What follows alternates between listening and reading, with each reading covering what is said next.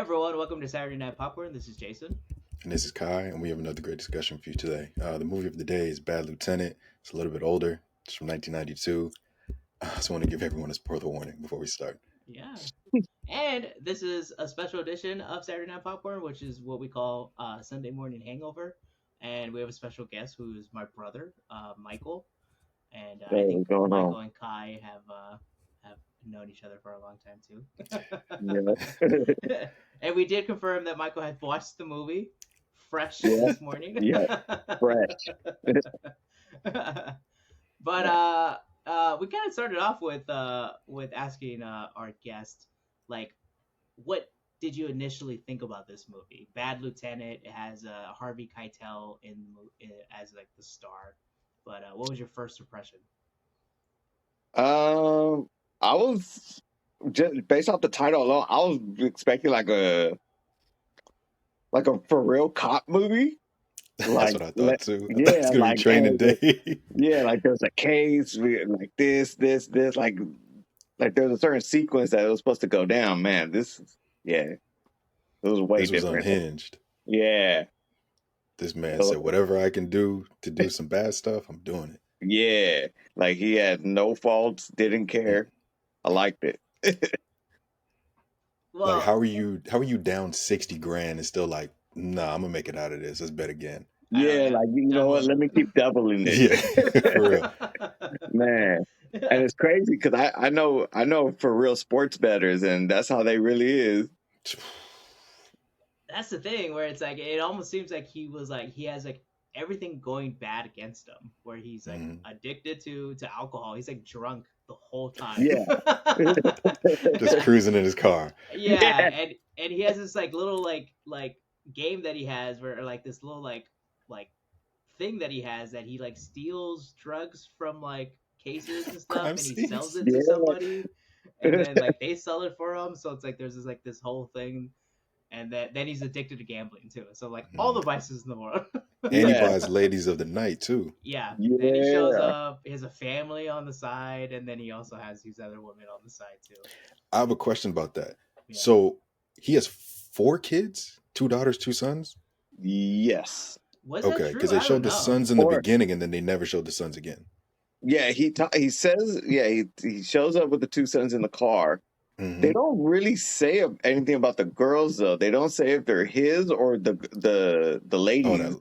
Previous okay, kids. that's true. Yeah, they don't say. But I mean, he showed up to the what is it? The first communion. Yeah, he showed up to the baptism. Is it or baptism was or it? No. Yeah, first communion. We know what we're talking about. Okay. You should. Well, hey, it's funny with that scene where he wakes up in the living room. The way that old lady was looking at him was like, did he just go to a random house? Like, do they know who he is? No, but even when he woke up in the church. That's true, right? And just walks through like nothing happened. Hey, that would be like one of my worst fears, waking up in the middle of church like hungover, like what did I just do? and it happens probably all the time too. Like how crazy was my night? I'm at church in the morning. But what about you, Kai? What would you take as like a positive or what you liked most about this movie? I just have more questions than anything. This man was crazy, but I like the voiceover in the opening. That's what I have down on my notes. Oh, the news radio. Mm-hmm. Yeah. Mad Dog. Yeah, I wrote down. I was like, that's like prime sports radio at its best. Yeah. Where like I remember like when I worked at a small shop with another friend of ours and another guest of ours, Nick, and we would listen to sports radio, and that's all they do. The host just sits there and waits for someone to call and yell at each other, and then they hang up and then no one else. Did you guys recognize the voice? No. Is it Mad Dog? It's Mad Dog in the beginning. No, Man, I have to listen to it again. Like, he has a show. He still has a show on like the MLB Network, right? No, he's now a part of ESPN. What? Oh. Yeah, he was part.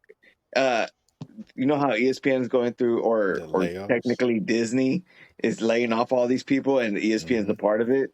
Yeah, Mad Dog was one of the people that was hired when all these people were getting cut. Well, he probably Like, asked for a big old contract. yeah, what is it? Pat McAfee is now part of ESPN. Oh, that's true. Yeah. Yeah, all the And then they all and- like required a bunch of money, and then Disney was like, we have to get rid of these other people. yeah, like everybody kept saying Stephen A was going to get chopped. I'm like, nah, I think he's too big of a star there, where they need him. Yeah. Wow. Him I and was like, Skip. I don't know. But yeah, that was cool. That was cool in the beginning. How it was the World Series that technically lined up the entire story. Mhm. Yeah, The or whole like series. the NLCS basically. Yeah, It's there you go. The It's the Dodgers, NLCS. the But Dodgers and the Mets. the Mets. I believe Yeah. that was what 80. So this is 89 then. I believe. Oh no, or is it 86? Might have been. Well, 89 was the Ooh. Giants and the A's. Oh yeah, so 86 is the year I believe the Mets made it to the World Series and won it. So this is like the late 80s. Yeah, it's late 80s. You could really tell when they're driving, when he's doing all the car scenes and they're driving, you can see the background. It looks like late 80s New York. Yeah, all right. Grungy. That's like a question, and it's like more so it's like maybe it's a like and stuff. Did they shoot this in New York? Are you assuming that this was actually filmed in New York? I'm assuming that because I mean, some of the places, I mean, this is filmed in 92. I mean, I could possibly see maybe a backstage to that type of degree of detail, but I'm like, if That's a lot of it detail. would make more sense and maybe cost effective if you just did the live shot instead of doing the whole sound stage. Yeah, because also you saw like people on the sidewalks and stuff, and it looked like a normal, like people are used to like movies being filmed in New York, and so they just like, I don't care, I'm just gonna walk by. It's another day. Because I think it's like that's always been a thing, right? In terms of like movie production, you can't close down New York; you just have to film. Yeah, right? but I believe New York is one of those special cities where you just have to film and just take it as it is. That's so crazy. So I think there's like a movie, like a famous movie, like Dustin Hoffman's like walking down the street and he almost gets hit by a taxi, and that actually happened during the shoot. And he's like yelling at the taxi guy and everything, and it's like, all right, that stays in the movie, I guess. Yeah, that's crazy. It's either part of the movie or it's going to be part of a trial scene. Yeah, right. Yeah, or we just caught Dustin Hoffman getting murdered. But for me, it's like we'll get back to Kai's questions, but I feel like this movie, we'll kind of go into the rating and probably some dislikes that I have for this movie, but I feel like that ending shot is like beautiful and perfect. I feel like that's the best shot of the whole movie because it's like the car is right in the center, but the camera's like super far away, so you still have the random New Yorkers kind of like walking around and stuff and doing their own thing. And it kind of gives you that like perspective of like, all right, this happened in an actual living city and stuff. Like, I don't know how much of those people that they paid to like actually like pretend to like look like they're like, oh, shocked and stuff, or like were they just random people that like, do they really think that Harvey Keitel was dead? Like, oh shit, he's dead. I mean, I really liked how it made it so real world because they pulled up and they yelled out "F you cop" or "What's up cop," and they shoot him, and everybody hears the bullet and nobody runs. I was like, damn. I was like, that's real, like real city stuff. Like nobody really trips off it. They just look. Yeah, even back then, Americans were like, it happens. So I gotta know, right? It wasn't me. I know. I know, right? It wasn't me, thank God. The ending's actually one of my dislikes, though. I like the way it was shot, but it just, I felt bad for him because it seemed like he was trying to redeem himself in some way. And then he just gets blasted on in front of a building. But that's, I guess I think it's like more of the shot itself. The shot is pretty, yeah. The story is like, it falls off. Did he really think that like he was like a Jesus figure, that he was gonna save these two guys that inevitably raped this nun, but the nun kind of like forgave them. So he was trying to redeem himself by giving them a passage outside of the city, and then also 30 grand, which really, it's like, yeah, which 30 he grand back needed. then. Yeah, exactly. Which he I don't know needed. how he got an extra 30 grand. So then he's like sacrificing himself. Like, does he believe like he's like a Jesus figure? Like, oh, I'm gonna sacrifice myself because I know I'm at the end game. Is that like the whole, like, I get the redemption, but like, what's the definition of redemption? Like, you're just kind of like assuming that like you're gonna be nice in the face of God because like you saved these two guys that actually probably weren't worth saving. So that's like a whole thing. But yeah, so like the whole story aspect of it, it's like I don't know what's the reasoning for it. Yeah, I don't think he had any redemption. I think he tried to, but it didn't work out. Like, putting them on the bus is crazy. The only thing I took to, especially at the ending, the main thing that popped in my head was that one saying, "No good deed there's no such thing as a good deed, or no good deed goes unpunished." Something like that. I'm like, all right, because he's doing all this bad stuff. He's trying to do one good thing, but you've done so much bad. Yeah, that's what I was like. I was like talking to Patty after I watched it. I was like, did he really believe that one thing was gonna help the rest of it? Yeah, right. Like, ruined your family, did drugs. But I guess like when you're in that moment, you're down 120K, and this dude is probably gonna be coming after you, and you assume that it's like the end game. And are you just trying to like have this happy moment before the end game happens? And it's like, all right, well, maybe that's the redemption. He felt peace at what was going to happen soon, but he doesn't know is whether or not the guy's going to come after his family too. So yeah, right. Like, you owe me 120 grand. Like, you and your family are gone. Like, his boy kept telling them too. He was all, "They'll burn your house down with your family in it." Yeah. So he's like, nah. I'm lieutenant. Like, double it up, please. Keep it going. They're gonna get this. I'm a cop. But all right, next question that we typically ask, like, what would you see as a dislike for this movie? Like, what'd you find as like, this is something that I didn't like about the movie? Maybe it's like a shot of the movie, cinematography, or like just general acting. Sometimes we've had some movies where like the acting was not very good in that. Yeah. Something I didn't like. I mean, I don't know if it's a dislike, but it didn't take away from the movie. It brought something like the creepy vibe. The whole part of the addiction of the way he acted.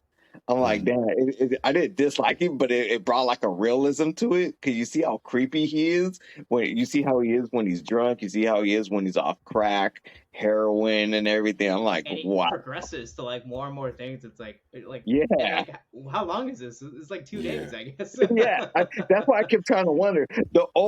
I think the only drawback I had was maybe because the movie had like an indie vibe to it. Was the whole scene where he's with the two girls and it looks like everybody's on something and he's just dancing there naked. Oh, they're all dancing? Yeah. That was the only weird part of the movie. I was like, this has nothing to do with any of the plot, but I'm like, this is so weird.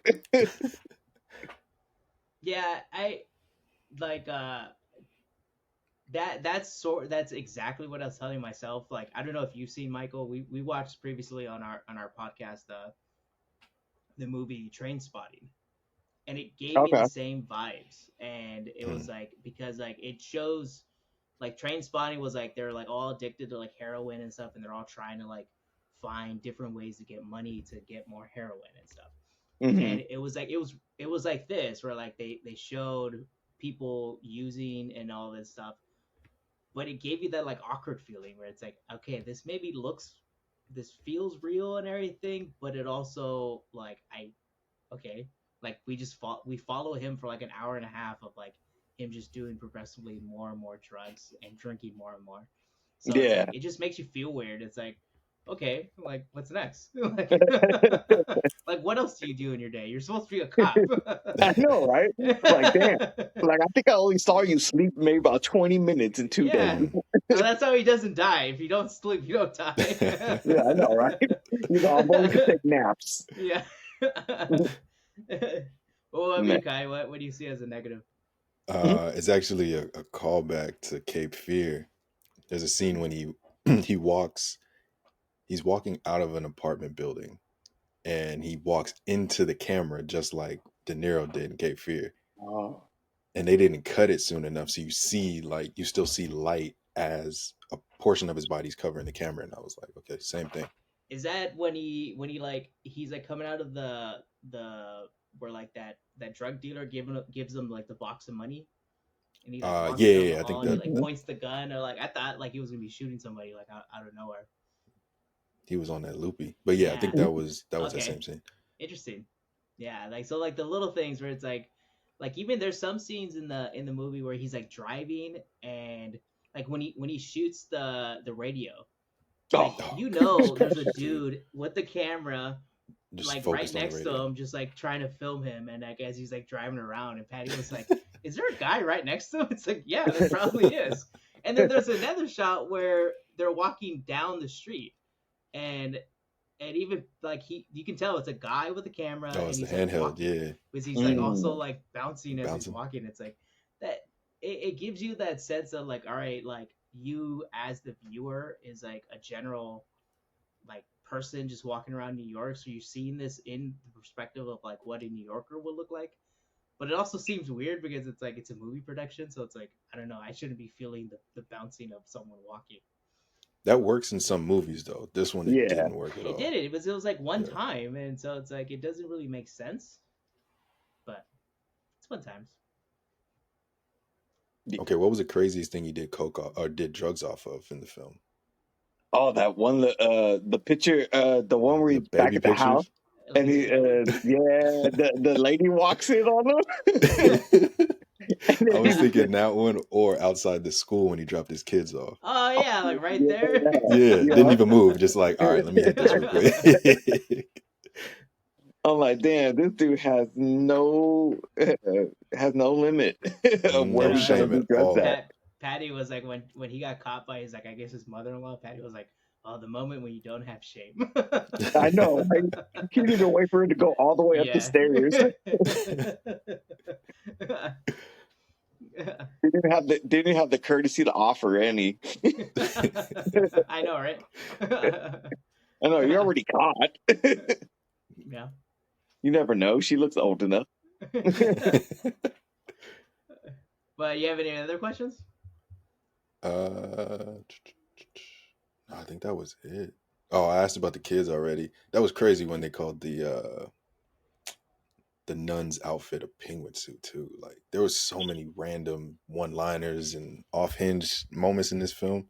Yeah. But also like growing up going to like Catholic school, like most people do reference the nun outfits, the penguin suit. Penguin suits. It's sad, hilarious. But that's like one way someone references it. Oh, I don't know why it made me laugh. It's the scene where he's going to the drug dealer's house to get the box of money, and he's sitting with the old lady, and they're kind of they're kind of sitting away from each other, and they're right in the middle is the big Jesus. Yeah, the big Jesus cover. I don't know why it made me laugh. And there's this whole like Jesus aspect to it. Like there's like that, and so it's like I don't know what story was the director or whoever wrote the movie trying to tell. I don't think they knew. That's where it's like kind of confusing. Where it's like, are you like trying to show like a Jesus story, like redemption is in like the description. Yeah.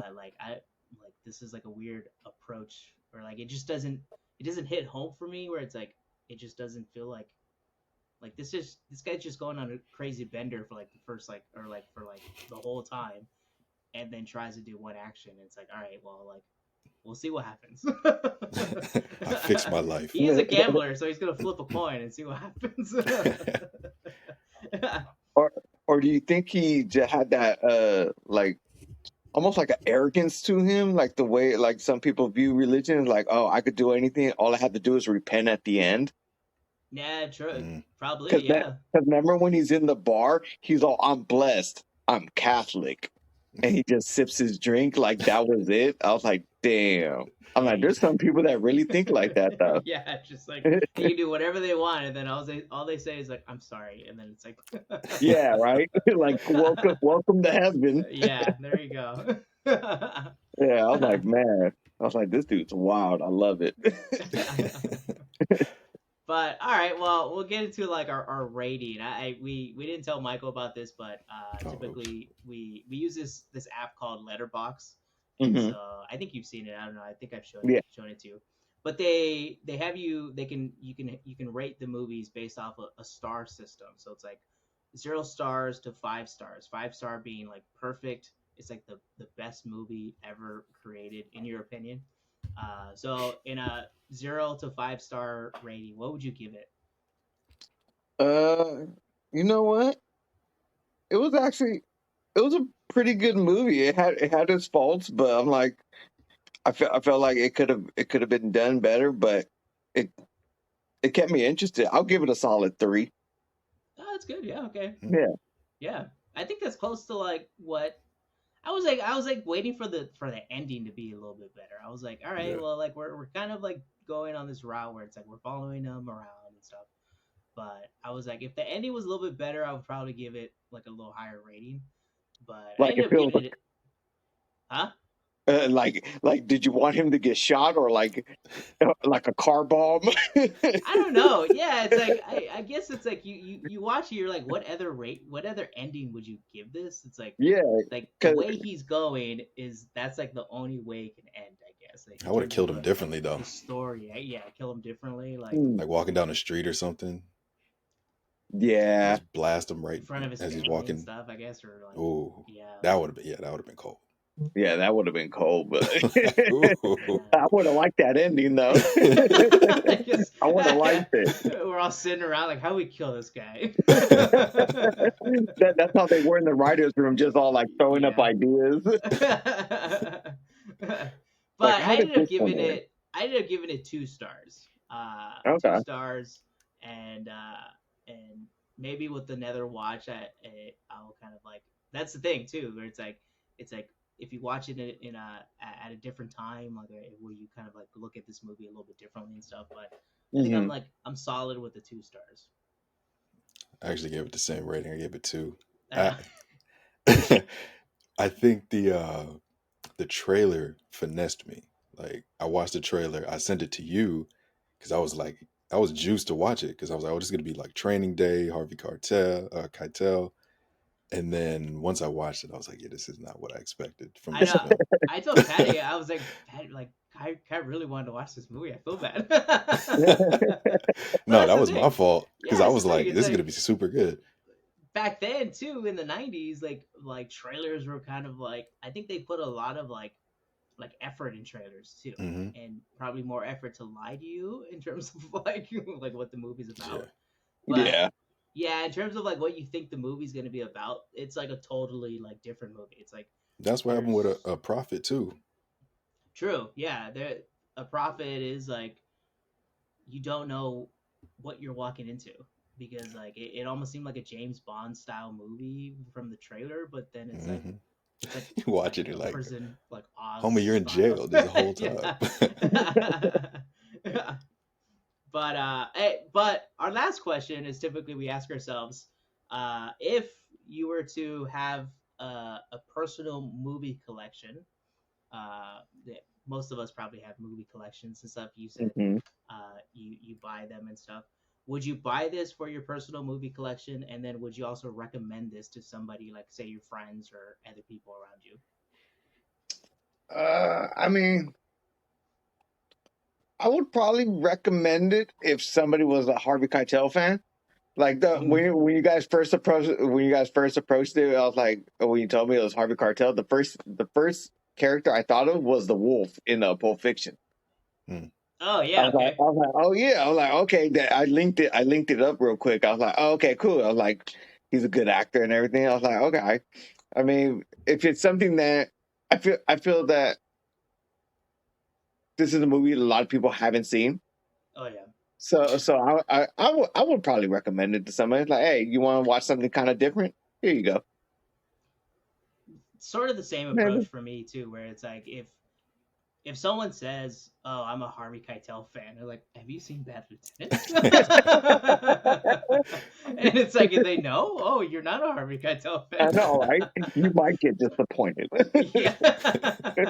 I would not buy this for my personal movie collection, but yeah. I think no matter what, like you look at Harvey Keitel, it's like he does have a wide gamut of like very good movies, and I think he could be seen as like a very good actor in terms of his whole career. And this is probably one of those movies that like, hey, like this is like where kind of like you learn some different things and stuff. But in terms of recommending it, I think there's a certain person you have to recommend this to, whether or not they really like Harvey Keitel. I think this will kind of like test whether or not they really like Harvey Keitel. And then it like I think it's like in the perspective if someone liked Train Spotting, I think this is like a different way of looking at like sort of like the same movie as Train Spotting, like same subject matter and stuff in a different perspective. I think that's where I would kind of go in terms of like I wouldn't recommend this to like mom and dad. Yeah. like maybe dad will watch it. I don't know, but like it's like a certain person I think you have to like recommend it to. You guys already said it. Like I wouldn't buy it for my collection. I would recommend Falling Down over this. Falling Down is with what's this man's name? Michael Douglas, and he's unhinged throughout that whole movie. I think he may be a cop. No, he's just unhinged. He's not a cop. But yeah. And it's like watching Falling Down is like it's like starting Grand Theft Auto. Because he started with nothing, and then by the end you're like, dude, how did you get all of that? What are you doing?